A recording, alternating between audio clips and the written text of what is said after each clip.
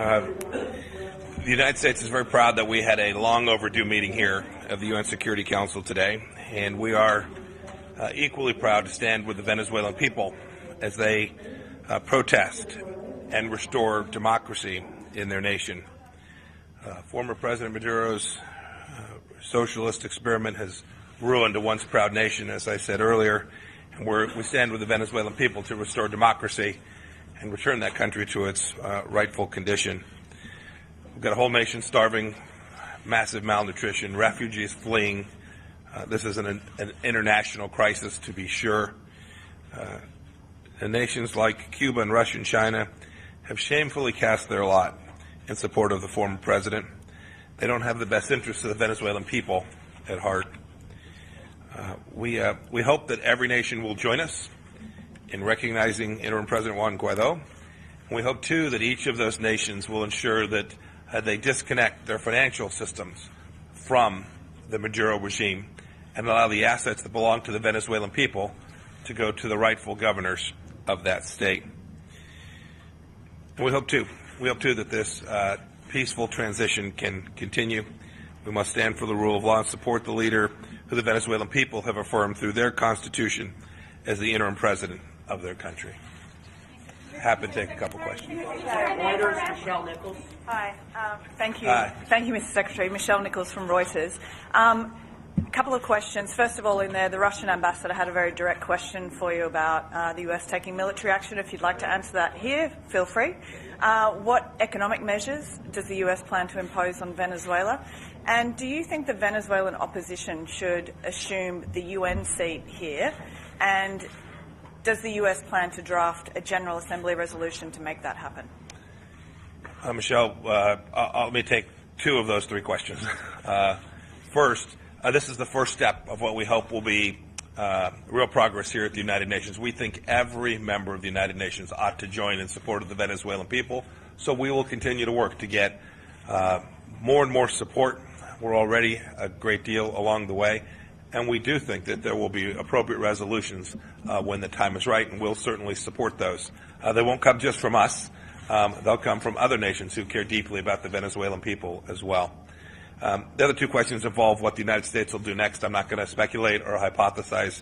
I know only this. We're determined to support the Venezuelan people so that they can ultimately have the democratic institutions they deserve, and they can return this once vibrant, wealthy, wonderful nation to its rightful place. Mr. Secretary, Voice of America, Celia Mendoza. Yeah. Thank you, Secretary. So what exactly are you prepared to do for the Venezuelan people? You had announced the $20 million in humanitarian aid. And also today you said something in your speech. It is time for every nation to pick its side. Will the U.S. consider secondary sanctions against countries who recognize the Maduro regime, like Washington did in Iran? So the United States has already done a great deal for the Venezuelan people. We will continue to do that. You mentioned the initial monies, $20 million. To ensure that food and medicine and we can get some level of order to begin to be restored. There'll be much more to do. We'll call upon other nations. We will join with them to create development and humanitarian assistance projects that actually deliver for the Venezuelan people. Those are all part of what will come when we get the democratic changes that we're working towards achieving. You had a second question too.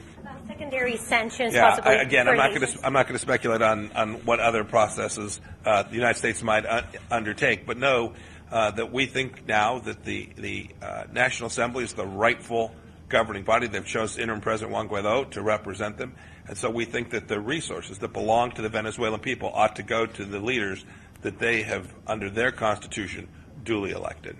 Sanction anybody that will do business with them? I'm not going to speculate on what we're going to do next. Final question. Associated Press, Edith Lederer, please.